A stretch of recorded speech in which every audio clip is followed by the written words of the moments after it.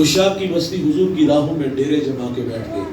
او بھائی طبہ روزانہ وہ راہیں تکتا، کہیں سے کوئی سندیسہ ہوا کا کوئی جھونکا، میرے نام پیغام محبت لے اور میں خود کو کھینچ کے در حبیب تک لے چلوں. طبہ ہجر رسول میں تڑپ تڑپ کے جان دے دیتا ہے. عشاق کی بستی حضور کی راہوں میں بیٹھی ہے بھائی. 1000 سال کا طویل زمانہ. بھائی صاحب ایک جگہ پہ چھوڑ دیں، اللہ آپ کو جزا دے. بس آواز اتنی کافی ہے، میں تھوڑا سا اونچا بول رہا ہوں انشاءاللہ. تو 1000 سال کا طویل زمانہ بیت گیا. حضور دنیا میں جلوہ فراز ہوئے. 53 سال مکہ میں گزارے. اللہ کا حکم آیا، مدینے والے آپ کی راہیں تک رہے ہیں. حضور ہجرت کر کے مدینہ تشریف لے آئے. طلال بدر علینا کی صدائیں مدینہ میں گونج اٹھی. اچھا وہ خط جو 1000 سال پہلے حضور کے نام طبہ نے لکھا، مدینہ میں جس شخصیت تک پہنچا وہ مدینہ کا بڑا معتبر صحابی ہے. بھائی جان ان کا نام لے تو لہجہ میٹھا ہو جاتا ہے. اس صحابی کا فخر ہے انہیں حضور کی میزبانی کا شرف ملا. رومی کہتے ہیں جب حضور ان کے گھر تشریف لے گئے تو چاہ چڑھ گیا. امروز شاہ شاہاں مہمان شدست ہمارا، جبریل با ملائک دربان شدست ہمارا. کہتے ہیں آج شاہوں کا شاہ میرے گھر کا مہمان بنا ہے اور نوریوں کا سردار جبریل میرے گھر کا پہرا دے رہا ہے. شخصیت کو زمانہ حضرت ابو ایوب انصاری رضی اللہ تعالیٰ عنہ کے نام سے جانتا ہے. یہ آپ کا فخر، یہ خط ان تک پہنچا. مشاورت سے یہ بات ہے بھائی کہ تقاضۂ محبت یہ ہے کہ حضور مدینہ آئے تو سب سے پہلے طبہ کا خط حضور کی خدمت میں پیش کیا جائے. اس میں ابو لیلہ کا انتخاب ہوا کہ آپ یہ خط حضور کو پیش کریں گے. حضور تشریف لائے، ابو لیلہ سامنے کھڑے ہیں اور حضور دیکھ کے کیا فرماتے ہیں؟ منظر بڑا دل نشین ہے. فرمایا کہ آپ ابو لیلہ ہو؟ قال نعم، جی میں ابو لیلہ ہوں. لیکن یہ تو بتائیں کہ آپ کو کس نے بتایا؟ فرمایا جس اللہ نے مجھے نبی بنایا. محبت کا نغمہ چھیڑا، میری راہوں میں دیوانے بیٹھے تھے اور فرمایا میرے غلام طبہ کا خط مجھے دے دو. اور بھائی یہ طبہ بھی حضور کی راہوں میں، عشاق کی بستی بھی حضور کی راہوں میں، بحیرہ راہب کی اداسیاں بھی حضور کی راہوں میں. اچھا ایک شخص یاد آئے، تذکرہ کروں گا کلیجے میں ٹھنڈ پڑ جائے گا. ایران کا مشہور شہر، شہر اصفہان سے تعلق ہے اس کا. اس شہر کی سرداری اس کے والد کے پاس تھی اور جس جوان کا تذکرہ چھیڑنے لگا اس کا نام سلمان ہے اور اس سلمان کو زمانہ سلمان فارسی کے نام سے جانتا ہے. سلمان کہتے ہیں میرا والد مجوسی تھا، اس نے مجھے مذہب کی تعلیم گھر سے دلائی، پھر کھیتی باڑی کے لیے اس نے گھر سے باہر نکالا. سر راہ عیسائیوں کا گرجا گھر آیا اور بعد میرا جی چاہا کہ میں ان لوگوں کی مذہبی زندگی دیکھوں یہ لوگ کیسے ہیں. اور بعد میں وہاں کافی دیر بیٹھا رہا، مرضی سے گھر گیا. والد بڑے غصے میں تھا، سوال کیا کہاں تھے اس وقت تک؟ سچ سچ بتا دیا گرجے میں تھا اور ساتھ یہ بھی کہا، جھٹکا دیا کہ مجھے ان لوگوں نے متاثر کیا ہے، اب اس مذہب کی محبت دل میں رکھتا ہوں. سلمان کے والد ڈر گیا کہ کہیں یہ مجوسیت کو چھوڑ کر عیسائیت کو نہ قبول کر لے. میرے والد نے مجھے لوہے کی زنجیروں سے جھکڑ دیا، رد عمل کے طور پہ ضد پیدا ہوئی، فیصلہ کر لیا اب یہاں نہیں رہنا. آپ فرماتے مجھے سبیل ملی اور میں ملک شام آیا اور وہاں ایک عالم سے آ کے ملاقات کی، اپنے حالات سے آگاہ کیا کہ اس مذہب کی محبت یہاں کھینچ رہی ہے. شہر کی سرداری کو ٹھوکر مار کے آیا ہوں، تشنا ہوں، میری پیاس بجھاؤ. سلمان کہتے تا دم آخر جب تک وہ عالم زندہ رہا میں نے بڑی خدمت کی. اور بھائی اللہ کی عادت ہے، خدمت کا صلہ ضرور دیتا ہے. کہتے جب وہ مرنے لگا تو میں نے کہا آپ جاؤں تو کہاں جاؤں؟ اس نے مجھے نصیبین بھیج دیا. فرماتے میں نے اس کی بھی بڑی خدمت کی. جب وہ مرنے لگا تو میں سراپے سوال بن کے اس کے سامنے بھی کھڑا ہو گیا کہ اب کس چوکھٹ کا بیکاری بنائے گا. اس نے مجھے ایک اور جگہ بھیج دیا. فرماتے میں نے اس کی بھی بڑی خدمت کی. اچھا جب یہ مرنے لگا تو سلمان نے کہا اب جاؤں تو کہاں جاؤں؟ تو اس نے کہا سلمان بخدا اب میری نظر میں کوئی ایسا شخص نہیں جس کی خدمت میں تمہیں بھیجوں.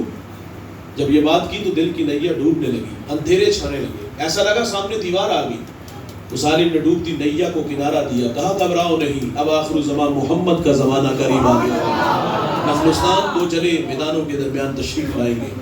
سلمان کہتے ہیں اگر وہ سر زمین میں پالوں تو اس نبی کو پہچانوں گا کیسے؟ کہا ان کی 3 نشانیاں، دھیان سے سنیے گا. نمبر 1 صدقہ نہیں لیں گے، نمبر 2 ہدیہ قبول کریں گے، نمبر 3 ان کے دونوں کندھوں کے درمیان محاذ قلب پہ مہر نبوت ہوگی. کہا اگر وہاں پہنچ سکتا ہے تو پہنچ جا. سلمان کہتے ہیں میں نے رستے سفر باندھا، سر راہ بنی کلب کا قافلہ ملا. میں نے ان سے کہا میرے پاس کچھ گائے بکریاں ہیں، یہ مجھ سے لے لو اور اپنی سرزمین تک پہنچا دو. سلمان کہتے وہ راضی ہو گئے لیکن بڑے ظالم تھے. ایک جگہ پہ جا کے انہوں نے مجھے جھکڑ دیا، غلام بنا لیا. غلامی تلخ ہوتی ہے بھائی، کہتے بڑے دھکے کھائے. انہوں نے پھر مجھے ایک یہودی کے ہاں فروخت کر دیا. فرماتے اس یہودی نے میرا سودا ایک اور یہودی کے ہاں کیا.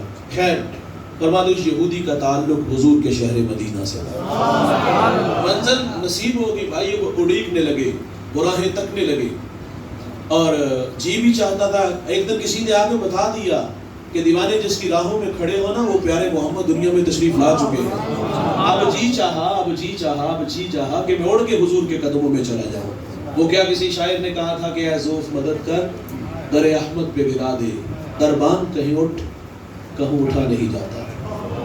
اللہ اکبر۔ غلام مرضی سے نہیں جیتے بھائی، ہجر کی آگ میں جلنا پڑا، انتظار کی راہوں میں کھڑے رہے۔ پھر وہ ہمایوں گھڑیاں آئیں، سعادت بخش لمحے نصیب ہوئے۔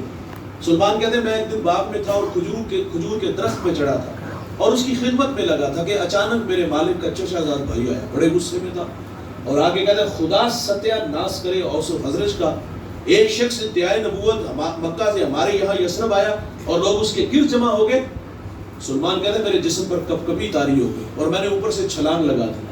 انجام سے باخبر تھا، سوال کیا تو پیٹا جاؤں گا، لیکن نام محمد کی مستی طبیعت میں ایسی چڑھی کہ بے نیاز ہو کے حضور کا تذکرہ دل نواز چھڑا۔ وہ تو پہلے غصے میں تھا، اس نے سلمان کے منہ پہ مکہ مار دیا۔ خیر فرماتے میں نے برداشت کیا، رات کی تاریکی چھائی۔ سلمان کہتے ہیں میں کھانا لے کے حضور کی خدمت میں حاضر ہوا۔ حضور اس وقت قبا میں اپنے غلاموں کے جرمٹ میں تھے۔ کہتے ہیں میں نے جا کے کھانا پیش کیا اور 3 نشانی پیش نظر رکھیے گا۔ کہتے ہیں میں نے جا کے عرض کیا حضور آپ ایک لمبا سفر کر کے مکہ سے ہمارے یہاں یثرب آئے ہیں اور میرے پاس یہ صدقے کا کھانا ہے اور آپ اس کے حقدار زیادہ ہیں، قبول فرمائیں۔ سلمان کہتے ہیں حضور نے وہ کھانا خود نہیں کھایا، غلاموں میں بانٹ دیا۔ ایک نشانی پوری ہوگی۔ کہتے ہیں میں دوبارہ پھر حضور کی خدمت میں حاضر ہوا۔ میں نے عرض کیا حضور یہ صدقہ نہیں ہدیہ ہے، حضور نے قبول فرما دیا۔ 2 نشانیاں، اب ایک نشانی باقی ہے۔ سلمان کہتے ہیں ایک دن حضور بقیع میں اپنے غلام کی تدفین میں مشغول تھے، میں بھی وہاں موجود تھا اور جلدی سے حضور کے پیچھے آ کے کھڑا ہو گیا اور یہ شوق کھینچ لایا کہ آج مہر نبوت کی زیارت کروں گا۔ کہتے ہیں جب میں پیچھے آ کے کھڑا ہوا نا تو حضور نے میری طرف پلٹ کے دیکھا اور بھائی حیا سے آنکھیں جھک گئیں، آنکھوں میں اداسیاں اور دل میں محبت کی بچھی کائنات تھی۔ رسول اللہ نے جب پلٹ کے سلمان کو دیکھا اور اپنی کمر سے چادر کو اٹھا دیا، جب چادر اٹھتی ہے مہر نبوت کو دیکھتے ہیں، آگے بڑھتے ہیں، بدن سے لپٹتے ہیں، بدن کو چومنا شروع کر دیا۔ سلمان کی آنکھوں میں آنسو آ گئے، حضور نے پکڑ کے سامنے بٹھا لیا، فرمایا سناؤ ہمارا پیار کہاں سے کھینچ لایا۔ محبت کا نغمہ چھیڑا، کبھی عرش پر کبھی فرش پر، کبھی ان کے در کبھی در بدر، کبھی عاشقی تیرا شکریہ میں کہاں کہاں سے گزر گیا۔ اب آئے یہ سلمان فارسی بھی حضور کی راہوں میں ہے، طبہ اول بھی حضور کی راہوں میں ہے، اس شام کی بستی بھی حضور کی راہوں میں ہے، بحیرہ راہب کی اداسیاں بھی حضور کی راہوں میں ہے۔ اللہ کے خلیل اللہ کا گھر بنا کے کہتے ہیں ربنا وبعث فیہم رسولا، دیکھ اللہ تیرا بابرکت گھر تعمیر ہو گیا، اب تو اس پیارے رسول کو بھیج دے۔